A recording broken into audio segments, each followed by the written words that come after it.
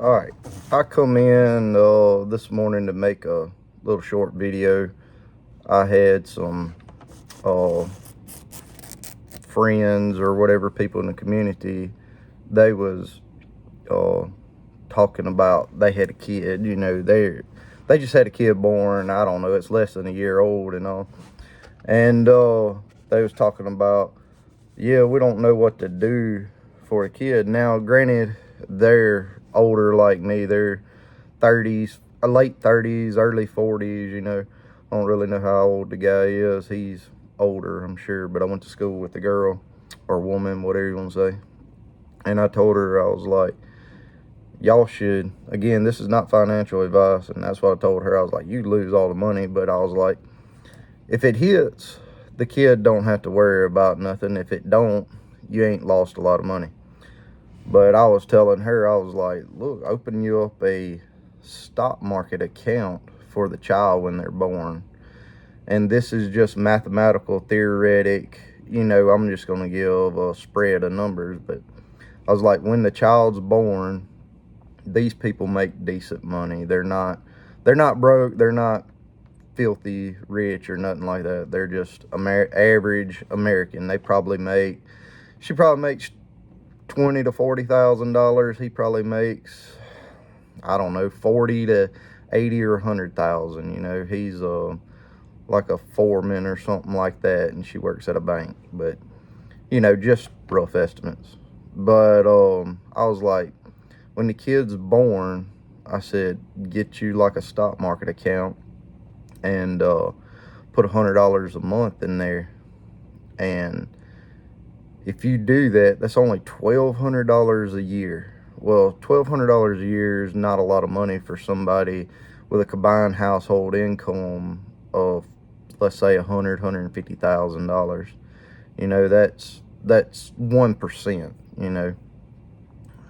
And I was like, if you do that, and then until they get 20 years old or whatever, they get a job, and then they continue to put $100 a month in, just say the S&P 500, something that's getting averaging 10% over its life.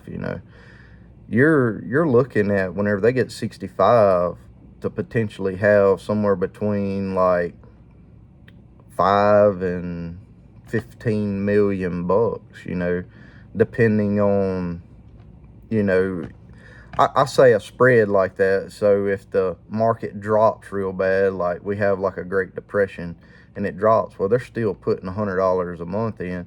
Well, it has time to correct, because 65 years is a long time. There can be ups and downs and all that, and it just keeps people from being overly like, if I was like, yeah, you put $100 a month in, there's a 90% chance he's going to have $13 million when he's 65 at retirement age, because it's a little boy. I don't do that. You may not put in 1 month or something, but still yet $5 to $13 million. Yes, I know 65 years from now, that's not going to be a lot of money, but it plants the seed in somebody's head and they see it. Well, the point is not to put $100, 5-10 years from now, if $100 is not worth, if $100 in 10 years is worth $50, put $200 in there. You can increase it, but that's how you get your children off on the right foot. And then you have to teach them of how to invest and spend money. Americans have a problem of overspending and not saving enough. Most Americans spend 95% or more of their money they make, and they may save 5%. And it should be way different. You should save 50 to 75% of your income and spend 20 to 30% of it, somewhere right around in there, for your bills and all that. But Americans have the thought of, let me go buy a new car or a new house and all that. Well, don't do that, and help your children out. Now, when your children get 20 years old or whatever, if you want to keep giving them $100 a month into that account for like their Christmas and birthday presents and all that, you can afford it.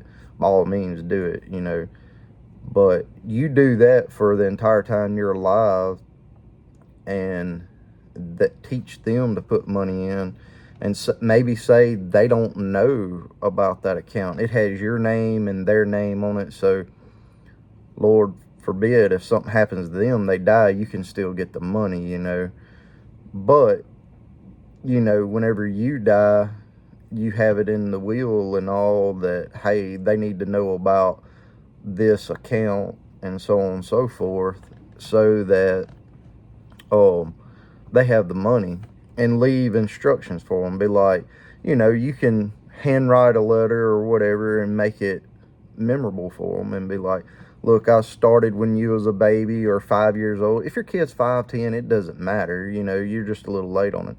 But we started putting $100 in. If you can't afford $100, you can afford $10 a week or something out of your paycheck. Do whatever you can, but that will, it will help a lot. You know, time is the factor here. So, and whenever you're a month old, you don't think about money. You know, you don't really start thinking about money till you're probably 12, 15, 16 years old, and you get a job. But you know, sit down, write out, and be like, look, I put this $100 a month in there for you, or however much, and I want for you to be able to have a good retirement and all this kind of stuff. I don't want you to spend it on buying a house, a car, or whatever, you know. I want for you to be able to enjoy your life and your retirement, because even if, say, $100 is worth $25 whenever they're 65, $1 million is still a lot of money, you know. I mean, it's like today, you know, you look back 65 years ago, or you ain't got to look back that far, you know, you look back in the, say, the 70s and 80s, cars was $10,000. Well, now they're close to $100,000. That's a 10 times fold. So you do that again, you know, yeah, $1 million would probably be worth 100,000, just theoretically, you know. So yeah, I mean, it won't be worth as much, but by George, if my parents had something like that for me whenever I get 50, 60 years old, and I had $200,000 in there, you know, that would help. And if you train your children to live on less, you know, train them to live on, you know, $2,000 a month or something like that, you know, $100 a day or whatever, you know, to pay their home bills and all that. Because where I'm from, theoretically, most people, when they get retirement age, their house is paid for, been paid for several years. You know, you buy a house when you're 20 something years old, and around here, whenever I was 20 something years old, you could buy a fairly nice house for $150,000. Well, you do that, and say you're 20 and you get it paid off by the time you're 50. Well, you're just spending money on cars and clothes or whatever, you know, four-wheelers, boats, campers, whatever people spend it on, you know, guns, fishing stuff, you know, purses, whatever women spend it on too, makeup and stuff. But if you can limit that, and whenever you get older, you realize people, not that people don't matter, but like the thoughts of people, you realize that the thoughts of people of you don't matter, because people don't think of you that much. You know, they're thinking of you while you're there in the moment in front of them, not they stay awake at night thinking of, what is old so-and-so thinking about? What about that? You know, people don't think like that. I mean, or I don't. I mean, you can come up and say something dumb to me, like, if I see you again, I may pick on you and be like, oh, you said, something retarded, you know, but that's just how I am. But, you know, quit worrying about other people and spend so that you live a free life. The Americans are slaves to the money system, and that's where the problem comes in. And we got to break that habit so that we have more freedom to do what we want. I could not do a lot of stuff that I do, the multiple businesses I have, the sawmill, the deer processing, and, all that kind of stuff. I've made enough money with the alarm business. Not that I'm filthy rich or anything, by no means, because I've been reinvested my money. But realistically, if I would have just took the money from the alarm business, bought a $5,000 truck or whatever, and just went to work, that business I've always worked 2 to 3 days a week. And when I say 2 3 days a week, like, I may work half days every day, but 20 30 hours a week probably on average. Maybe it may be 10 hours, maybe 30 hours. I mean, I've made a very nice living doing that. But I like to work, and so I like to build stuff, so I bought a sawmill. Well, when I bought a sawmill, I bought it because I wanted to build me a cabin. I wanted wood, sort of like this office here, and I plan to start working on it this year. Well, then another business come along with it that I never even thought anything about, and that's building shoot houses and feeders and stuff like that. And it's not a lot of profit in it, but it gets the sawmill working. It makes a little money. It gets me working. If I have a good employee with the deer processing that can understand how to build, puts them to work, that kind of stuff. And that's an investment. And I'm not saying that every dollar you need needs to go into the stock market. Like me, I try to put like 20% into the stock market. And then I try to put another 20 to 30% into other businesses like this. And that was the whole point of this ramble of the sawmill and all, and the deer processing and everything. The deer processing was a hobby. It was going to be a hobby, and it turned into a business. I say a business. We don't really make a whole lot of money on it or anything, but we stay busy. We do make a little bit of money, and we employ people, and that was the whole goal. Like, I want to be able to employ people and help people in the community and all that.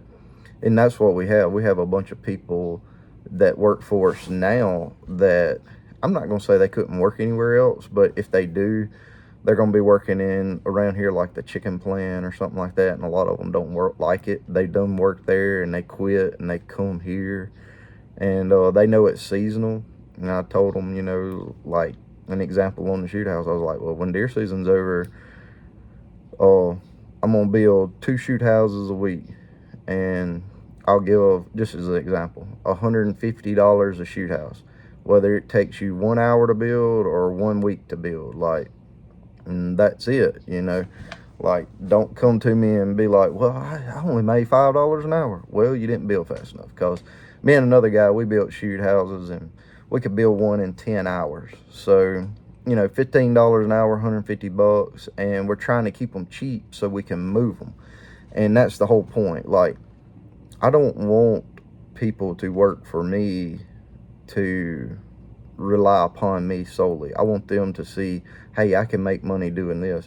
And if they come to me with an idea of, hey, let's do this, and I have the means to make that happen, say, building something, hey, let's build picnic tables. Okay, like, I got the sawmill, I'll sort of fund it at first, I'll saw the lumber, I'll supply the bolts, nuts, and all that kind of stuff, and I'll be like, how many do you need before you can have your own money and run with it? And if they're like 5, I'm like, okay, well, we're going to build 5, and that's it. Like, I'm going to supply the stuff for it, and then after, and they're going to pay me, back for it. Like, whenever it's sold, if it's $100 in material, and they're selling it for $150 or something, then they're going to have to give me the $100, and then they get the 50. But, that's good. And I guess that's sort of all that I was really wanting to say on it is, do that and have your kids, and you teach them how to do that. You put $100 a month in when they're young. Well, there's 20 years there that they don't need no money, or I say 20, 18 when they're in school and all that. So you do that, and you teach them how to take, whenever they get their job and they're making $300 a week, you be like, okay, well, we're going to take 20 or 30 or 30, 60 bucks and put it into the stock market for you, Roth IRA or a regular stock market. And I would recommend putting it in a regular stock market until you have a year's worth of money in there. Say you need $50,000 a year, put it in a regular one. That way you can draw it out if you got to. And then after that, start putting a third of it in the IRA. That's what I do anyways. You can do whatever you want. But once you put in the IRA, you can't get it out without it costing and affecting you any which way. Theoretically, I mean, you can some ways, but any which way. But do that, and then you're still putting $100 in, and it helps them. That's how you get your children ahead. And again, you know, you put your name and the child's name in there. If they turn into drug heads or something, then somebody's calling. If they turn into drug heads or whatever, you know, and all that, then I'm not saying pull the money out, but I wouldn't tell them about it. And if they just never get right, go to prison or whatever, then you got the money you can pull out and it's yours to do what you want, you know. But yeah, you know, you do that, you train them, take 20%, put in the stock, or I put 20% in the stock market, and then I take another 30-40% and I try to invest in other stuff. I try to live off of, I'll tell you now, it's 2024, December 2024. I try to live off of about $2,000 a month. I don't have a house payment. I don't have a truck payment. I have house insurance, health insurance, vehicle insurance, gas in the vehicles, utilities, and food. $2,000 a month is pretty good. I buy some clothes, you know, work clothes. I'll mess pants up, shirts up, you know, hats, sunglasses, whatever, you know. Like these, they're $10 sunglasses or whatever. They're safety glasses. All I wear because I tear them up. You know, they'll be bad in a month or 2 or 3 or something. But you know, live below your means. If you can train your kid that, then it'll help them out in the long run. You know, and a lot of people don't understand that. Well, I got the credit, I can do it. So they just blow the money. But again, if this, I'm gonna make some more videos like this, and I know I get to rambling, it's 17 minutes or whatever, but it's some pretty good information. And I need to come back and hit on this again of what kind of stocks I would put it in for a kid. It'd be simple, you know. But again, I hope you enjoyed it, and give me a thumbs up, tell me something. If you got stocks, put it in the comments below. Somebody may read, you know, be like, hey, I'd put it in this or that. But remember, this is for long term, 60 years. Don't say some up and coming like true blue, hold it to it, you know, blue chip type stocks is what we do, or the, you know, the S&P 500 or something. That's really what I would talk about. That way you don't have to get in there and look and do a lot of thinking, because this is hardworking people who don't have time or don't make time to look at it. But anyways, we'll see you on the next video. Y'all keep it real.